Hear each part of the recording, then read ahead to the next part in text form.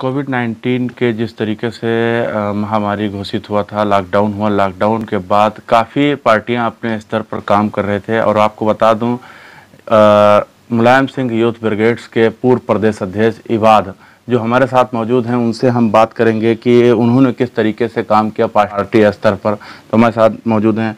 सबसे पहले तो स्वागत है स्टेट न्यूज़ टाइम्स में। धन्यवाद।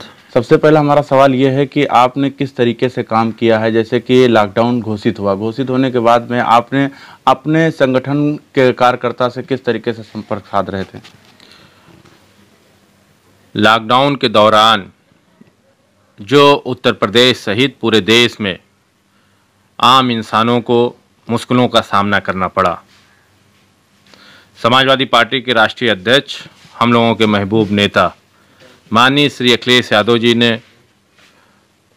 पूरे एक एक कार्यकर्ताओं को निर्देशित किया कि वो किसी को भूखा न रहने दें और जितनी संभव हो सके मदद करें।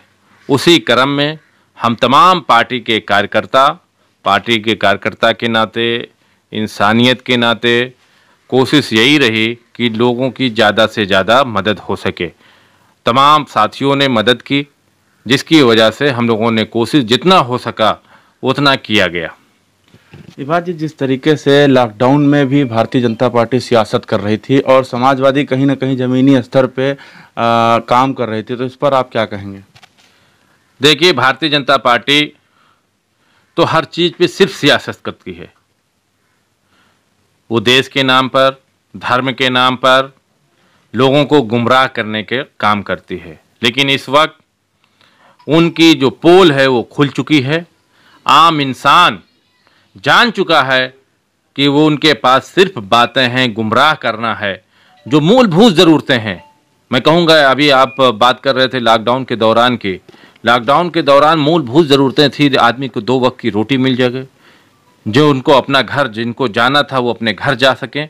लेकिन ये सरकार, बताइए, न रोटी खिला पाई, न लोगों को घर पहुँचा पाई। कितने लोग रास्ते में मर गए, कितने लोग भूखे प्यासे रहे, क्या हाल रहा। क्या सरकार 2 वक्त की रोटी नहीं खिला सकती? वो भी कई चंद दिनों की बात थी। तो ये सरकार सिर्फ बात करती है। नहीं, लेकिन योगी सरकार कह रही थी कि हम काफ़ी मजदूरों को उत्तर प्रदेश बुलाए हैं अदर प्रदेश से, तो इस पर आप देखिए, मैंने फिर कहा, अगर बातों में जाइएगा तो बातों में तो हिंदुस्तान को पेरिस बना दिया उन्होंने तो बातों में इन्होंने हर आदमी को, चप्पल पहनने वालों को जहाज पे बैठा दिया। बातों पे तो उन्होंने कौन कौन सी ट्रेनें चला दी। बातें से कुछ नहीं होता, जो धरातल पर काम होना चाहिए। क्या आपने नहीं देखा कि लोग बेकस गरीब बेचारे साइकिल से पैदल चले हैं? क्या हमारी आंखों ने नहीं देखा?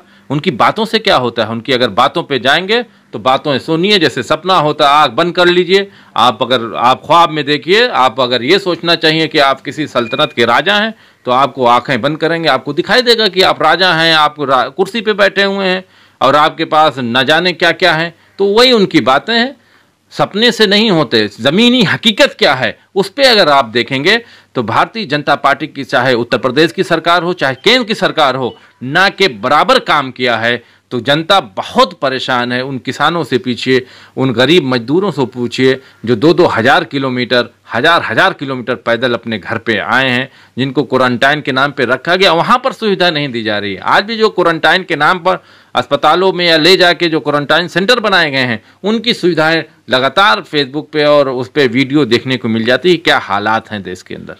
कोविड-19 पे जब डॉक्टर की ज़रूरत थी तो डॉक्टर कफील को जेल में सरकार ने डाल रखा, और अब आज उनकी सुनवाई है, तो आप उस पर क्या कहेंगे?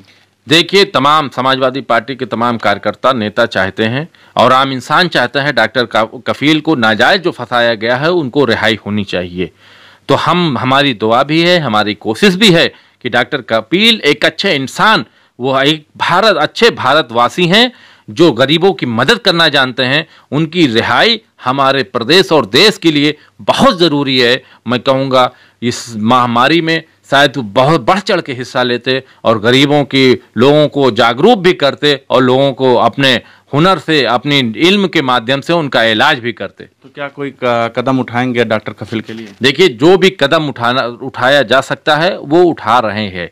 वो पार्टी के स्तर पर भी, हम लोग भी, तमाम माननीय श्री राष्ट्रीय अध्यक्ष अखिलेश यादव जी ने भी लगातार ट्वीट के माध्यम से, अधिकारियों के माध्यम से बात कर दी, लेकिन उनको तो जुल्म करना है, तो डॉक्टर कपिल के ऊपर जुल्म कर रहे हैं क्योंकि उनको इंसानियत से मोहब्बत नहीं है। लेकिन ये भगवान देखता है, खुदा देखता है, जुल्म करने वालों का जरूर खात्मा होता है, उनका नुकसान जरूर होगा। तो हम लोग की दुआ भी है और कोशिश भी है कि डॉक्टर कपिल जल्द से जल्द रिहा हों। अभी आपको मालूम होगा कानून व्यवस्था को लेकर 8 पुलिस कर्मी जो है वो शहीद कर दिए गए कानपुर के अंदर, और उसके बाद जो है कल की घटना है कि वहाँ पर जो है फिरौती की मांग की गई है। 30 लाख रुपए पुलिस द्वारा दिलाए गए। उस पर समाजवादी के राष्ट्रीय अध्यक्ष अखिलेश यादव ने ट्वीट भी किया है, तो इस पर आप क्या कहेंगे? अब फिरौती के नाम पर मांगा गया है, पुलिस ने दिलाया है। अब बताओ, अगर किसी ने दिलाया है तो उसका कितना हिस्सा होगा, उसमें सरकार का कितना हिस्सा होगा, वो आप तय करिए। यह जनता सामने देख रही है कि वो तय करेगी कि मिल बांट के अगर रकम बंटनी हो तभी कोई दिलाता है।